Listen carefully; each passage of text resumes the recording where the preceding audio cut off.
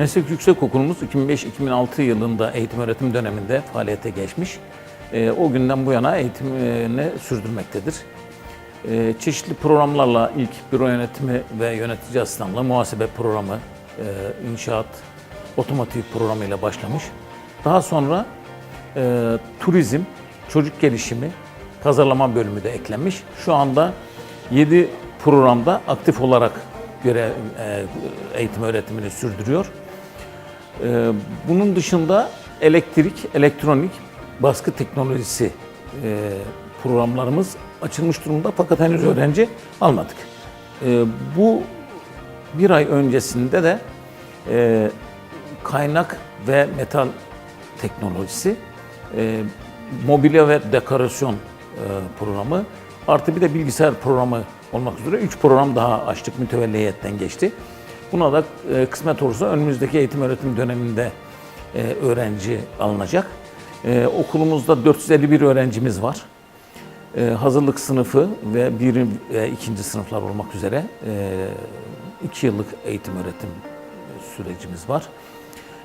Kırgızistan'da mesleki eğitimi geliştirmek amacıyla kurulmuş bir yüksekokul. Buna da ihtiyaç var. Malum teknolojinin altyapısını teknik eğitim görmüş, teknolojiyi geliştirebilecek insanlar gerçekleştiriyorlar. Burada da teknolojinin gelişebilmesi için teknik altyapının yeterince gelişmesi lazım. Biz de dünya ile rekabet edebilecek, piyasanın ihtiyacı olan programları açarak Kırgızistan'ı hızlı bir şekilde gelişmiş ülkeler seviyesine ulaştırabilecek teknik altyapının yetiştirilmesini sağlamak amacıyla bunu gerçekleştirmeye çalışıyoruz. Okulumuzda Türkiye'den ve Kırgızistan'dan eğitim seviyesi yüksek hocalarımız eğitim öğretim vermektedirler. Oldukça sıkı bir eğitimimiz var. Bu sebeple de mezunlarımız hemen hemen mezunlarımızın tamamı iş buluyor. Bu amaçla yine öğrencilerimiz, biz 150 öğrenciyi mesela bu sene Türkiye'ye staja gönderdik. Ama başka bir ülkeye gidip orada onların staj görmesi, onların orada bütün masraflarının karşılanması, yeme içme ve artı ceplerine de böyle 300-350 dolar gibi bir harçlık konulması, o aylık onları oldukça memnun ediyor. Dikey geçiş imkanlarımız var. Mevlana programı var.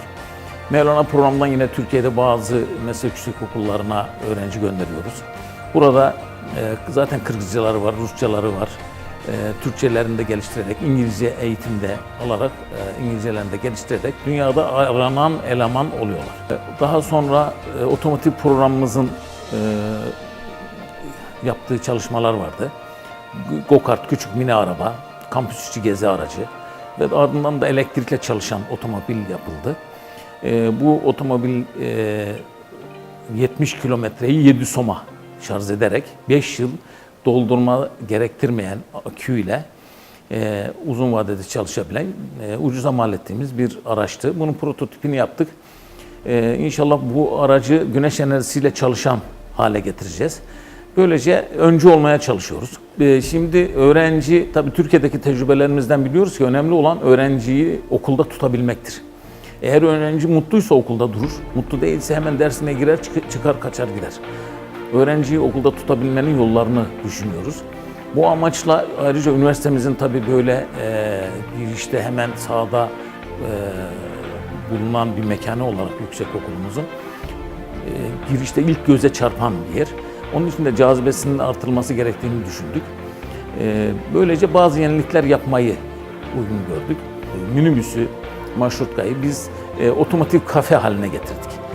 Böylece insanlar arabayı yıkatmak için fiş alırken bir tane de çay alıyorlar. Gelip orada oturup çaylarını içerken arabalar da yıkanıyor bir taraftan. Biz Kırgızistan'ın mesleki eğitimde yeni çalışmalar içerisinde olduğunu görüyoruz.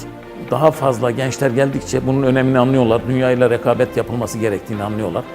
İçine kapanıklığın bir faydası yok. Önemli olan dünyaya açılıp dünyayla rekabet edebilmek.